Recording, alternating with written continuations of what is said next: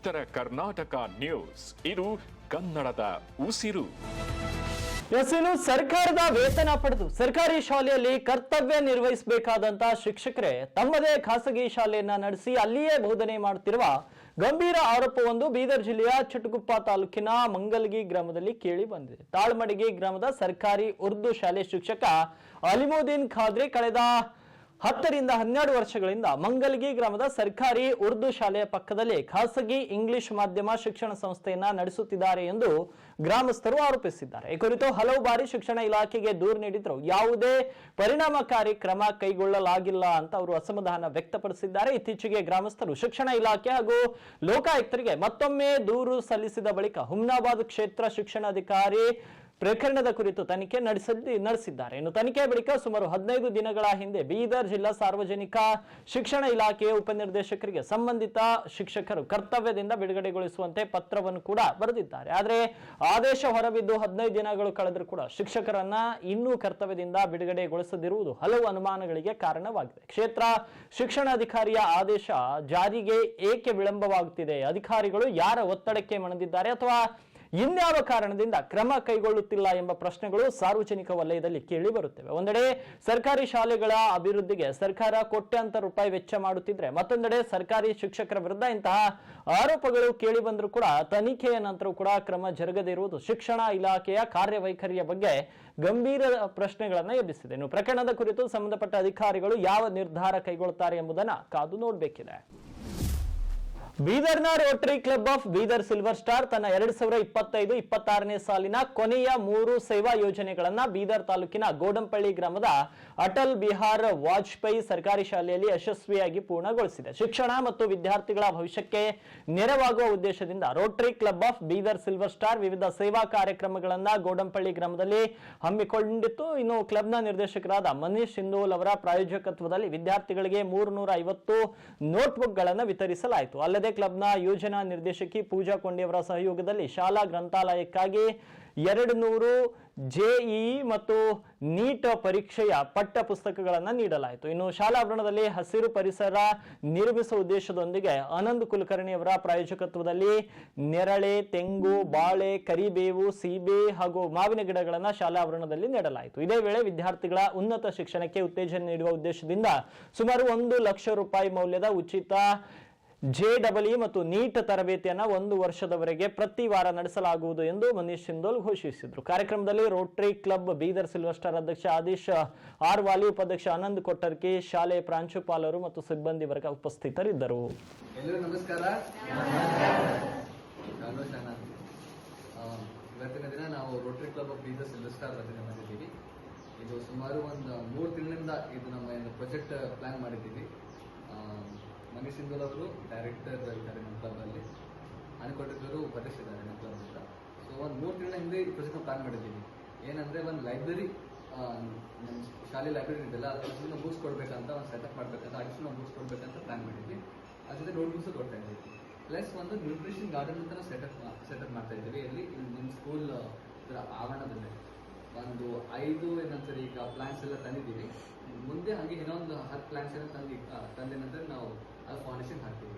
ಇದೇನಂತಾರೆ ನಿಂಬೆ ಗಿಡ ಆಗಿರ್ಬೋದು, ಮಾವಿನ ಗಿಡ ಆಗಿರ್ಬೋದು, ಏನಂತಾರೆ ತೆಂಗಿನ ಗಿಡ ಆಗಿರ್ಬೋದು, ಈ ತರ ಒಂದು 10 ಗಿಡಗಳು ನಾವು ಬಂದು ಇಲ್ಲಿ ಏನಂತಾರೆ ಫೌಂಡೇಶನ್ ಹಾಕ್ತಾ ಇದ್ದೀವಿ. ಮತ್ತೆ ಮುಂದೆ ಬೆಳೆದು ನಿಮಗೆ ಹೆಲ್ಪ್ ಆಗುತ್ತೆ, ಎಲ್ಲ ಸ್ಟೂಡೆಂಟ್ಸ್ಗೆ ಆಗುತ್ತೆ.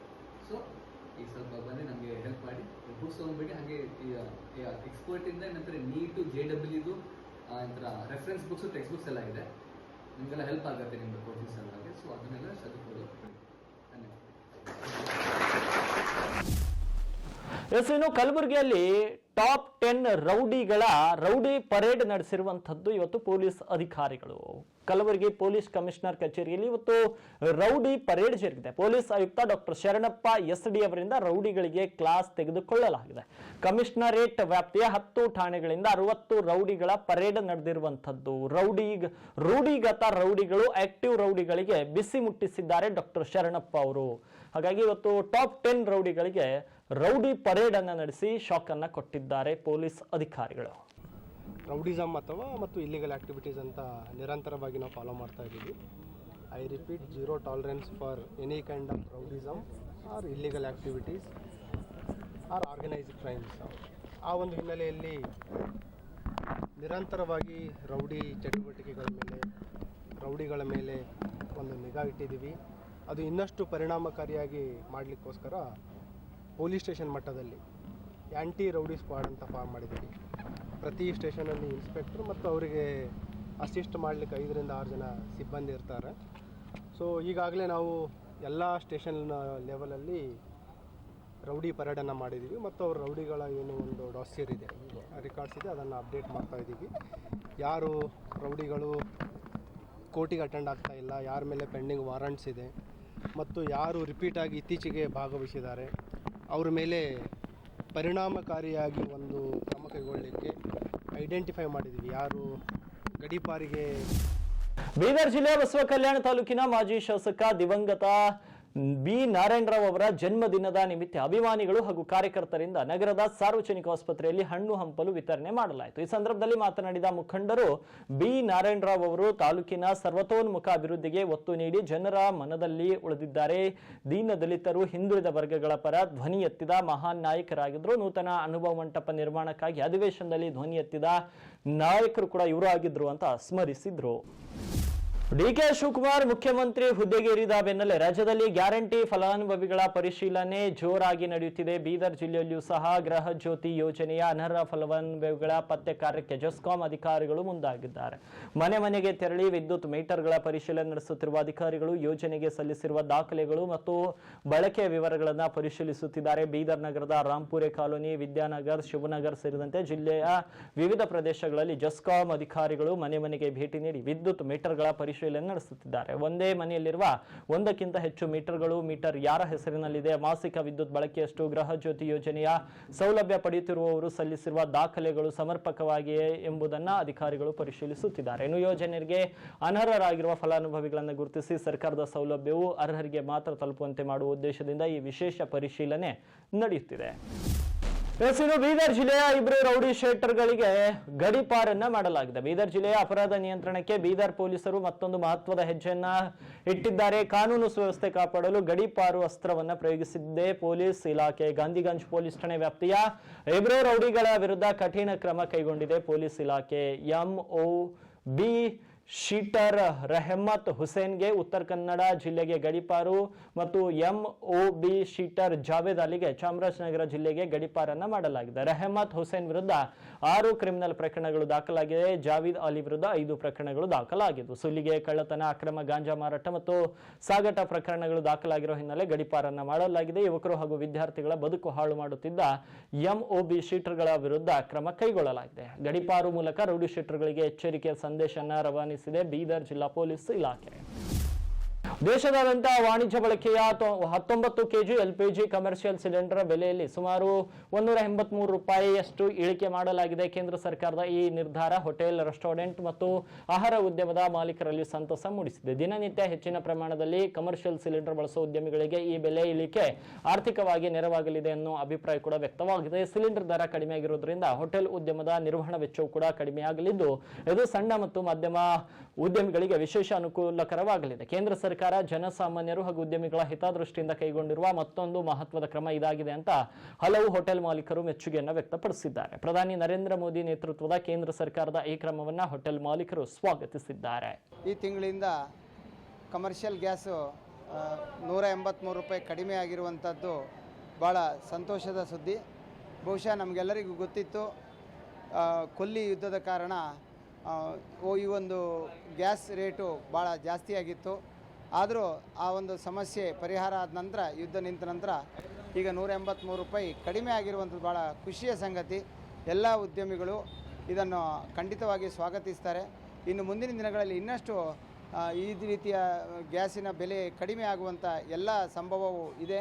ಈ ಬಗ್ಗೆ ನಮ್ಮ ದೇಶದ ಉನ್ನತ ನಾಯಕರು, ವಿಶೇಷವಾಗಿ ಪ್ರಧಾನಮಂತ್ರಿಗಳು ಈ ಬಗ್ಗೆ ಕಾಳಜಿ ವಹಿಸಿ ಮುಂದಿನ ದಿನಗಳಲ್ಲಿ ಇನ್ನಷ್ಟು ಕಡಿಮೆ ಮಾಡಿ ನಮ್ಮ ಉದ್ಯಮಕ್ಕೆ ಇನ್ನಷ್ಟು ಸಹಕಾರ ನೀಡುತ್ತಾರೆ ಅಂತ ಈ ಸಂದರ್ಭದಲ್ಲಿ ಆಶಾಭಾವನೆಯೊಂದಿಗೆ ಮತ್ತೊಮ್ಮೆ ಈ ರೀತಿ ಕಡಿಮೆ ಆಗಿರೋದು ಭಾಳ ಸಂತೋಷದ ಸುದ್ದಿ ಅಂತ ಹೇಳಲಿಕ್ಕೆ ಬಯಸ್ತಾ ಇದ್ದೀನಿ. ಬೀದರ್ ಜಿಲ್ಲೆಯ ಬಸವ ಕಲ್ಯಾಣ ತಾಲೂಕಿನಲ್ಲಿ ಸಿಎಂ ಆದೇಶಕ್ಕೂ ಕೂಡ ಅಧಿಕಾರಿಗಳು ಡೋಂಟ್ ಕೇರ್ ಅಂತ ಇದ್ದಾರೆ. ತಾಲೂಕಿನ ಕಾರ್ಮಿಕ ಇಲಾಖೆ ಅಧಿಕಾರಿಗಳಿಂದ ಹಾಗೂ ಸಿಬ್ಬಂದಿಗಳಿಂದ ಇವತ್ತು ನಿಯಮ ಉಲ್ಲಂಘನೆ ಜರುಗಿರುವಂತದ್ದು. ಸರ್ಕಾರಿ ಅಧಿಕಾರಿಗಳು ಸರಿಯಾಗಿ ಸಮಯ ಪಾಲನೆ ಮಾಡಬೇಕಂತ ಸಿಎಂ DK ಶಿವಕುಮಾರ್ ಆದೇಶ ಮಾಡಿದ್ರು ಸಹ ಇಲ್ಲಿನ ಕಾರ್ಮಿಕ ಇಲಾಖೆ ಅಧಿಕಾರಿಗಳು ತಮಗೆ ಮನ ಬಂದಂತೆ ಆಫೀಸ್ಗೆ ಬರ್ತಾ ಇದ್ದಾರೆ. 10 ಗಂಟೆ 15 ನಿಮಿಷವಾದ್ರೂ ಕೂಡ ಕಾರ್ಮಿಕ ಇಲಾಖೆ ಅಧಿಕಾರಿಗಳು ಸಿಬ್ಬಂದಿಗಳು ಬಂದೇ ಇಲ್ಲ ಕಚೇರಿಯ ಬಾಗಿಲು ಸಹ ತೆರೆದಿಲ್ಲ. ನೋಡಿ, 10 ಗಂಟೆ 15 ನಿಮಿಷವಾದ್ರೂ ಅವರು ಆಫೀಸೇ ತೆರೆದಿಲ್ಲ. ಎಂತಹ ದುರ್ದೈವ ಇದು. ಸರಿಯಾಗಿ 10 ಗಂಟೆಗೆ ಬರಬೇಕಾದ ಅಧಿಕಾರಿಗಳು 10-15 ಆದ್ರೂ ಕೂಡ ಆಫೀಸ್ಗೆ ಬಂದಿಲ್ಲ ಅಂತೆ. ಸಂಬಳ ಅದೇ ಒಂದು 10-15 ದಿನ ಲೇಟ್ ಆಗಿ ಕೊಟ್ರೆ ಈ ಲೇಬರ್ ಡಿಪಾರ್ಟ್ಮೆಂಟ್ ಅಧಿಕಾರಿಗಳಿಗೆ ನಡೀತಾ ಹಾಗಿದ್ರೆ ಸಿಎಂ ಆದೇಶ ಪಾಲಿಸದ ಕಾರ್ಮಿಕ ಇಲಾಖೆ ಅಧಿಕಾರಿಗಳು ಮತ್ತು ಸಿಬ್ಬಂದಿಗಳ ವಿರುದ್ಧ ಈಗ ಏನ್ ಕ್ರಮ ಆಗುತ್ತೆ ಅನ್ನೋ ಯಕ್ಷ ಪ್ರಶ್ನೆ ಮೂಡಿದೆ. ಬಸವ ಕಲ್ಯಾಣ ತಾಲೂಕು ಆಡಳಿತ ಏನ್ ಕ್ರಮ ಕೈಗೊಳ್ಳುತ್ತೆ ಇದ್ರ ಬಗ್ಗೆ? ಸಮಯ ಪಾಲನೆ ಮಾಡದ ಕಾರ್ಮಿಕ ಇಲಾಖೆ ಅಧಿಕಾರಿಗಳ ಸಿಬ್ಬಂದಿಗಳ ವಿರುದ್ಧ ಮೇಲಧಿಕಾರಿಗಳು ಸೂಕ್ತ ಕ್ರಮ ಕೈಗೊಳ್ತಾರಾ, ಇಲ್ಲ 10 ಗಂಟೆ 15 ನಿಮಿಷಕ್ಕೆ ಬಂದಿದ್ದೀರಿ ನಾಳೆ 11 ಗಂಟೆಗೆ ಬರ್ರಿ ಅಂತ ಮತ್ತೆ ಅವರಿಗೆ ಪ್ರೋತ್ಸಾಹ ಕೊಡ್ತಾರ ಅನ್ನೋದನ್ನ ಕಾದ್ ನೋಡ್ಬೇಕು. ಯಾಕಂದ್ರೆ ಅಧಿಕಾರಿಗಳು ಸಂಬಳ ಕರೆಕ್ಟ್ ಆಗಿ ತಗೊಂತಾರೆ ಅಂದ್ರೆ ಸಂಬಳಕ್ಕೆ ತಕ್ಕಂಗೆ ಕೆಲಸ ಮಾಡ್ಬೇಕು. 10 ಗಂಟೆಗೆ ಅಂದ್ರೆ 10 ಗಂಟೆಗೆ ಇನ್ನೂ 5 ನಿಮಿಷ ಇರುವಾಗ ಬರಬೇಕು. ಇದು ಇವರು ಅರ್ಧ ಗಂಟೆ 1 ಗಂಟೆ ಲೇಟ್ ಆಗಿ ಬರ್ತಾರ ಅಂದ್ರೆ ಇವರಿಗೆ ಸಂಬಳ ಕೊಡೋದು ಯಾಕೆ? ಮತ್ತೆ ಖಾಸಗಿಯಾಗಿ ಬೇರೆ ಕಂಪನಿ ಖಾಸಗಿಯಾಗಿ ನೌಕರಿ ಕೊಡಿ. ಮತ್ತೆ ಇವರಿಗೆ ಹಾಗಿದ್ರೆ ಸರ್ಕಾರಿ ಸಂಬಳ ಯಾತಕ್ಕೆ ಕೊಡ್ತೀರಿ? ನೋಡ್ಬೇಕು ಅಧಿಕಾರಿಗಳು ಇವರ ಒಂದು ಕಾರ್ಯವೈಖರಿ ಪ್ರಶಂಸೆ ಮಾಡ್ತಾರ. ತುಂಬಾ ಚೆನ್ನಾಗಿ ಬಂದಿದ್ದೀರಿ, 10-15ಕ್ಕೆ ಬಂದಿರಿ 10:15 ಬರ್ರಿ ಅಂತಾರ, ಅಥವಾ 9:55ಕ್ಕೆ ಬರ್ಲಿಕ್ಕೆ ಹೇಳ್ತಾರ ಅನ್ನೋದನ್ನ ಕಾದ್ ನೋಡ್ಬೇಕು. ಇನ್ನು ಮೊರಂಬಿಯಲ್ಲಿ ಶುದ್ಧ ಕುಡಿಯುವ ನೀರಿಗಾಗಿ ಗ್ರಾಮಸ್ಥರು ಅವತ್ತು ಪಂಚಾಯತ್ ಕಚೇರಿಯ ಎದುರು ಕೊಡಗಳನ್ನ ಹಿಡಿದು ಪ್ರತಿಭಟನೆ ಮಾಡಿದ್ರು. ಈ ಕುರಿತು ನಿಮ್ಮ ಉತ್ತರ ಕರ್ನಾಟಕ ನ್ಯೂಸ್ ವರದಿಯನ್ನು ಕೂಡ ಬಿತ್ತರಿಸಿತ್ತು. ವರದಿ ಬಿತ್ತರವಾದ ಬೆನ್ನಲ್ಲೇ ಈಗ ಕುಡಿಯುವ ನೀರು ಮತ್ತು ನೈರ್ಮಲ್ಯ ಇಲಾಖೆ, ಗ್ರಾಮ ಪಂಚಾಯತ್ ಅಭಿವೃದ್ಧಿ ಅಧಿಕಾರಿಗಳು ಮತ್ತು ತಾಲೂಕು ಪಂಚಾಯತ್ನ ಕಾರ್ಯನಿರ್ವಾಹಕ ಅಧಿಕಾರಿ ಸೂರ್ಯಕಾಂತ್ ಅವರ ನೇತೃತ್ವದಲ್ಲಿ ಸಾಕಷ್ಟು ಶ್ರಮವನ್ನ ವಹಿಸಿ ಕುಡಿಯುವ ನೀರಿಗಾಗಿ ಪರದಾಟವನ್ನ ನಡೆಸುತ್ತಿದ್ದಂತ ಗ್ರಾಮಸ್ಥರು ಈಗ ನಿಟ್ಟುಸಿರಿನಿಂದ ಸಂತೋಷವಾಗಿದ್ದಾರೆ. ಯಾಕಂದ್ರೆ ಈಗ ಗ್ರಾಮದಲ್ಲಿ ಬೋರ್ವೆಲ್ ಅನ್ನು ಕೂಡ ಕೊರೆಸಲಾಗಿದೆ. ಸುಮಾರು 3 ಇಂಚಿಗೂ ಅಧಿಕ ನೀರು ಕೂಡ ಆ ಬೋರ್ವೆಲ್ ನಲ್ಲಿ ಸಿಕ್ಕಿರುವಂತದ್ದು. ಹಾಗಾಗಿ ಸುದ್ದಿ ಬಿತ್ತರವಾದ ನಂತರ ಅಧಿಕಾರಿಗಳು ಎಚ್ಚೆತ್ತುಕೊಂಡ ನಂತರ ಬೋರ್ವೆಲ್ ಅನ್ನ ಕೊರೆಸಿದ್ರು. ಬೋರ್ವೆಲ್ ಅಲ್ಲಿ ಒಳ್ಳೆಯ ರೀತಿ ನೀರು ಬಂದಿದೆ. ಈಗ ಗ್ರಾಮಸ್ಥರು ಕೂಡ ಖುಷಿಯಾಗಿದ್ದಾರೆ. ಸುದ್ದಿ ಬಿತ್ತರವಾದ ನಂತರ ನೀರಿನ ವ್ಯವಸ್ಥೆ ಈಗ ಮಾಡಲು ಅಧಿಕಾರಿಗಳು ಸಜ್ಜಾಗಿದ್ದಾರೆ. ಬೋರ್ವೆಲ್ ಕೊರೆಸಿದ್ದಾರೆ, ಈಗ ನೀರು ಕೂಡ ಬಂದಿದೆ, ಗ್ರಾಮಸ್ಥರು ಖುಷಿಯಾಗಿದ್ದಾರೆ. ಈಗ ನೀರಿನ ವ್ಯವಸ್ಥೆ ಮಾಡಿದ್ರೆ ಅವರ ಸಮಸ್ಯೆಗಳು ಕೂಡ ತಪ್ಪಿ ಹೋಗುತ್ತೆ. ಅನೇಕರು ಅಂತ ಇದ್ರು ಏನ್ರಿ ಮೀಡಿಯಾ ಅನ್ನೋರು.